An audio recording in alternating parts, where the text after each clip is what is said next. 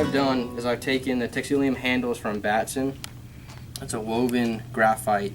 It's real pretty, as you can see. And I've taken a 12-inch grip. I cut 1 inch off of it. It's going to serve as my foregrip. It's going to sit right about here. I have a rubber BC butt cap with a TRC trim ring. It's going to fit. It fits perfectly right in there. My WHKA graphite arbors. So what I'll do is epoxy these inside the Texalium. Do 4 of them, 1 on each end, 2 in the middle. I've got one of an ALPS rail seats here with a woven Texalium insert. You can see it matches real well with the handles. For this little piece of foregrip here that we cut off of here. Again, I took a WHKA. I had to trim it down a little bit because it's a little bit smaller than they come. You can see that's going to fit perfectly right inside. So that'll serve as my arbor for the foregrip. Then I'm taking a trim ring right here, same thing.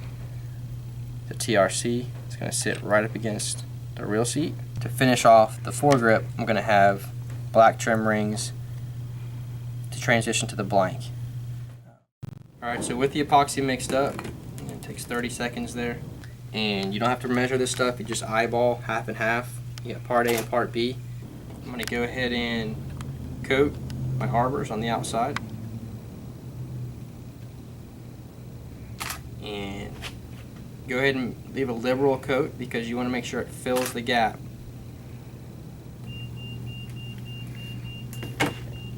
As I put it in, I usually give it a little twist. Okay.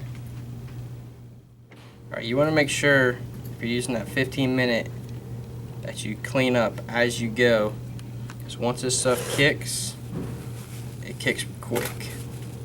You can see here I went ahead and took the trim rings and put them in while my epoxy was setting up with my arbor, just because any epoxy you get on the inside of that woven tubing is going to encumber your ability of the trim rings to sit flush.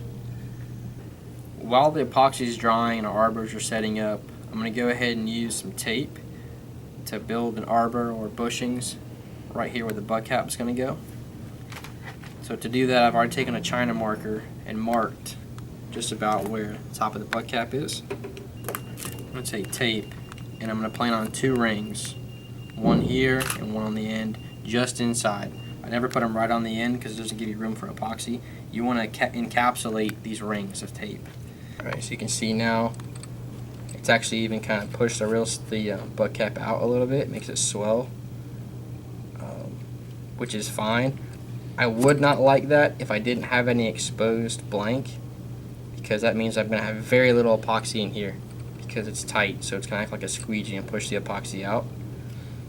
I may even back these off a little bit. I want to make sure we get plenty of epoxy in there. Okay, there we go. That's good to go. The grip will butt up against that.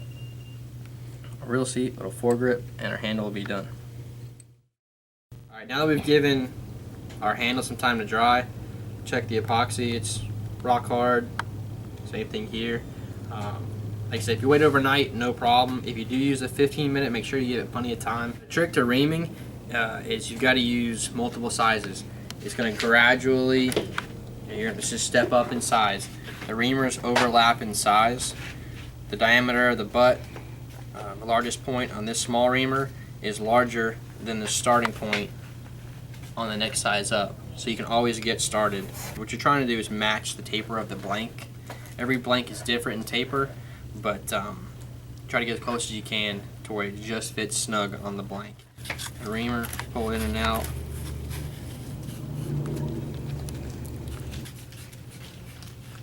I'll work my way down and work myself through the reamers until we get close. Alright, you want to be careful when you know you're getting close to the right diameter. You want to keep checking your grip constantly. If you ream it too far, then you've got to shim it back up with more tape, and the whole purpose of using shims to begin with in the handle was to avoid having to use tape and extra epoxy. Alright, now that we've got all our components and handles reamed out correctly, we're going to go ahead and dry fit it, make sure everything slides together, make sure we have clearance for our trim rings where we want them. Once you mix your epoxy, you want to know everything is good to go, ready to put it in place. Alright, so as we're mocking up the handle, again, we want to make sure everything centers up nicely. Make sure we reamed our arbors evenly, otherwise the handle could be a little bit off center and you wouldn't want your trim rings to show, and they would by being uneven. The trim ring will center inside that tubing. Reel seat sit just like that. Everything looks good. You see the front of that foregrip. You can see through it right now, but that's what the trim ring is going to cover up for us. Act like a winding check right there, and it'll bring it right down to the blank, make a nice smooth transition. One wouldn't work without the other, so we use both. So again, I'm going to start with my butt cap and just work my way up the rod, encapsulating the tape wraps. You really need to make sure you cover it really well with the epoxy and then level your epoxy. So you want to get as much bond as possible. You just slide it on there. Then I'm going to take my popsicle stick, wipe the excess away. And normally I would continue here, just take this epoxy up here, but because I have a trim ring, I want to go ahead and get that in there and without being a mess. So I'm going to go ahead and clean this up and then scoot the trim ring down. And one thing I've done, I've marked the top of my rear grip. Okay, so I know my rear grip's going to sit right here.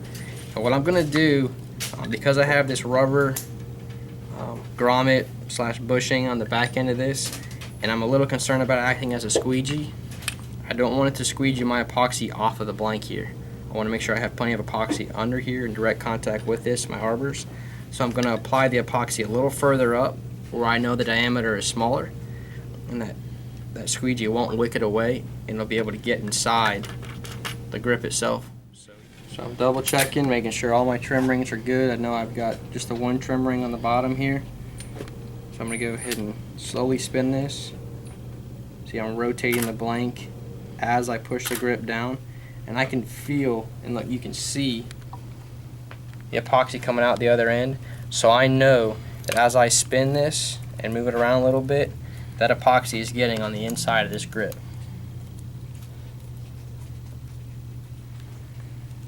Again, that's why we kind of spin it, move it back and forth. Push it down.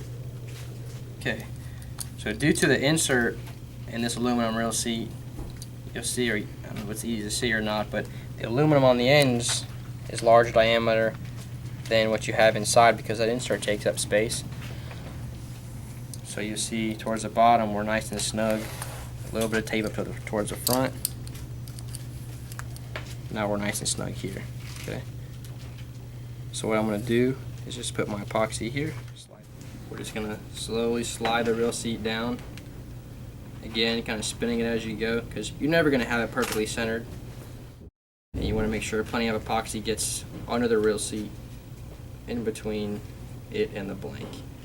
Now we've got our little area up here for the foregrip.